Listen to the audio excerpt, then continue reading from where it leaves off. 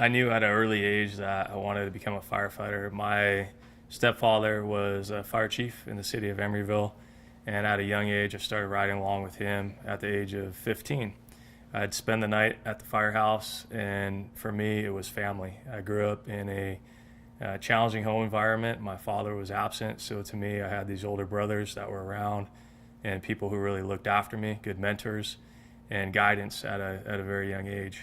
I enrolled at Las Positas College when I was 17 years old and was one of the youngest EMTs certified. And from there, I was hired with American Medical Response at 18 years old, a few months after graduating high school, and started working on an ambulance out in Richmond, California. At the time, Richmond had the highest per capita homicide rate. So as as someone growing up in Danville, California, which is one of the most affluent cities in the state, here I was all of a sudden going into a war zone. And when I talk about a war zone, shortly after being hired, you're seeing kids my same age being shot, in the femur, being shot dead, and just horrific things that is really kept quiet from the public because we want to think America's safe. We want to think that our homes are safe, our communities are safe.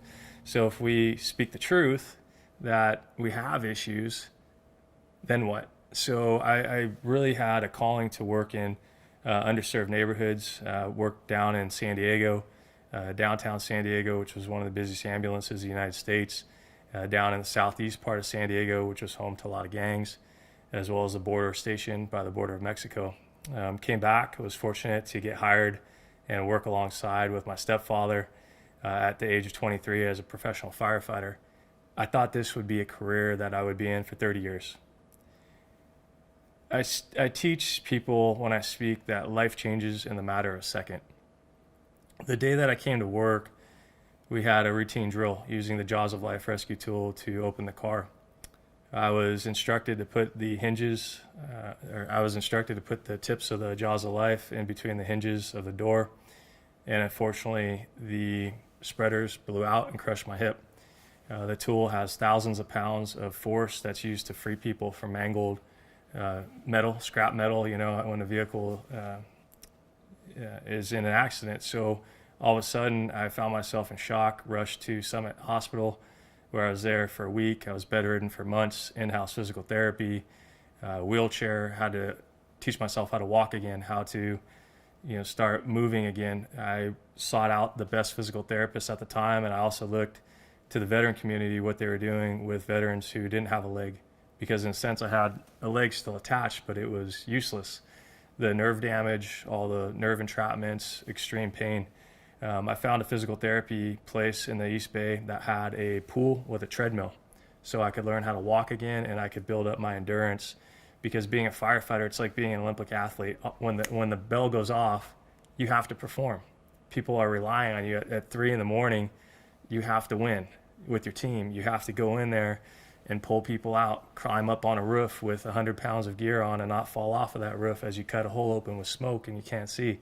So I knew the dangers that lied ahead as a firefighter, and I also had a responsibility to get myself back into shape to be a safe member of that team. It was grueling, and I made it back despite the odds. Shortly thereafter, I was hired by the City of San Jose Fire Department. The San Jose Fire Department is one of the largest fire departments in Northern California, very busy agency, and it was a huge honor to join the ranks of a few hundred people who were selected out of 4,000 plus applicants. Again, I never thought my career would end. Unfortunately for me, about 3 years into my time at San Jose, working at busy stations, my body started breaking down. I had severe nerve pain, and I also had a hidden thing called post-traumatic stress that nobody talked about in the fire service at that time. One of the last calls that I went on as a firefighter was a suicide. And it was around Thanksgiving time, and a young girl about my age hung herself. When I reached out for help to the peer support team, I asked for my mentor who worked at Engine 18 to come. His brother was a San Jose firefighter who committed suicide. I figured out of anybody he would get it.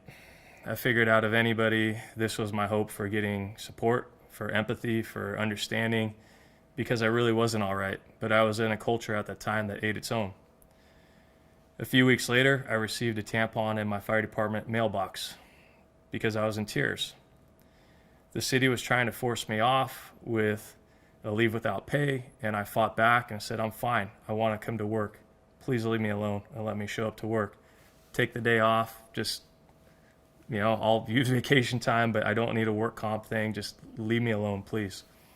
So I came back to the fire department, and for me, things just weren't the same. I was met with severe pain, and as we know today, the mind-body connection is so integrated. So if the mind isn't right, we can have pain signals. Also, the pain of my back and my hip from that injury, just breaking down, working on a busy company.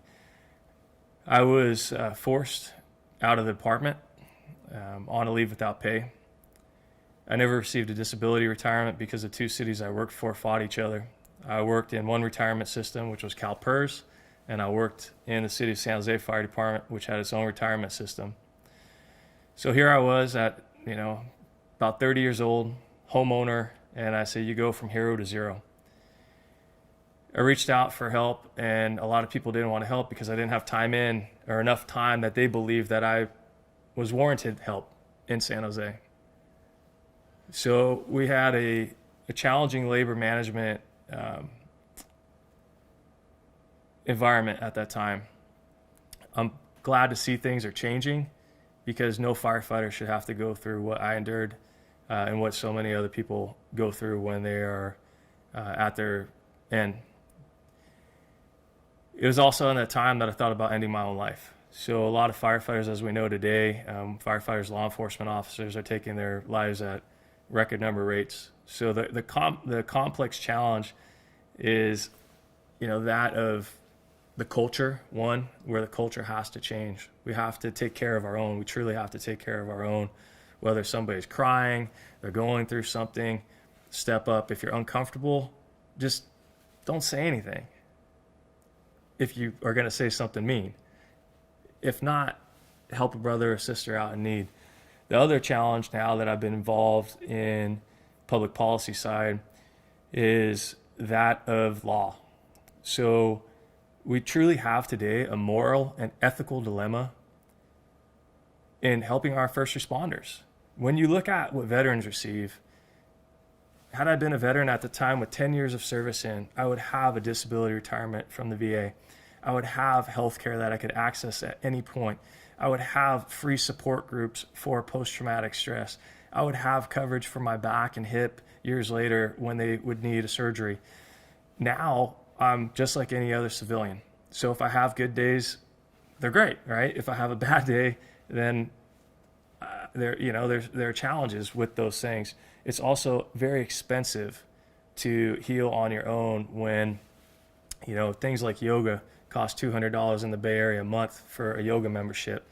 That's the path that I chose, was to go to alternative healing methods because I saw what pharmaceuticals are doing. And not to say if you need a prescription and you're prescribed it, take it, but use it as a tool. Don't use that as something that is that crutch for life. Try to break through whatever the pain is, mentally, physically, and to get through to the other side. So I looked for all these alternatives, which cost a lot of money. I looked at people like Tony Robbins, Oprah, who endured significant childhood trauma. And now I'm gonna talk about that for a second. Because in California, the law is that 51% has to be attributable to one specific incident for post-traumatic stress as a first responder.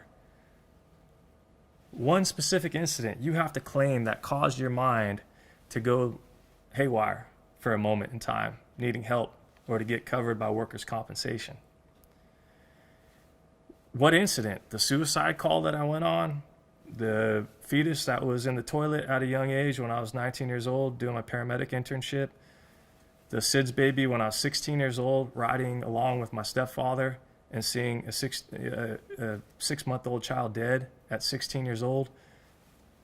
I have a lot of incidents that I've seen through my career. They grill you, they interview you, they do all these things. And then when you need help, good luck. That's wrong, and that has to change. We need to have a holistic view on mental health. We need to have a holistic view on peer support, helping our own, as well as legislation that really looks at the whole person. And if somebody has some ounce of childhood trauma, which trauma is truth, you can hear from Oprah to Tony Robbins to the best of the best who speak truth and who have challenged the system and who speak out on these things. Trauma is truth. So if it is truth for our first responders, my brothers and sisters, we have to get them the right help, and we have to get therapists that understand the root, that can help them with the root, as well as the complexities of the job.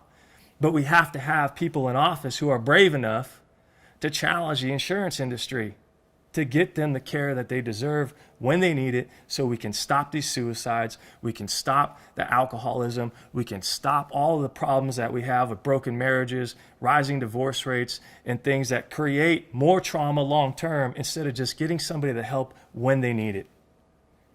And that is why I'm an advocate for first responders, because I never want somebody to have to go through what I went through.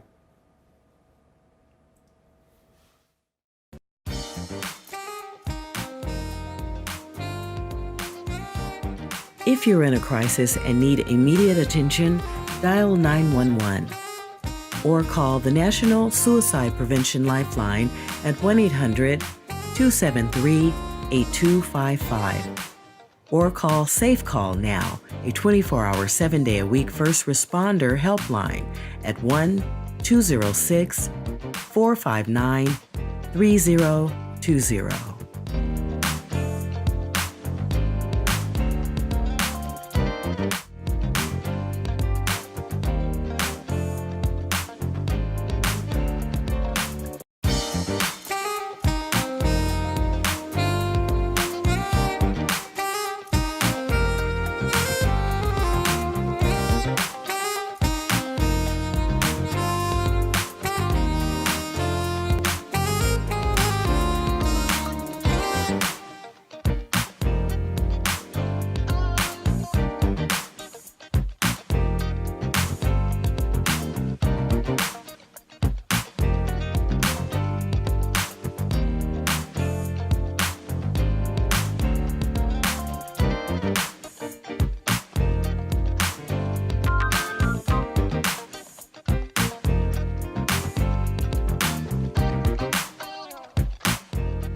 Your support of the Bay Area Mental Health Hour makes it possible to produce news like this.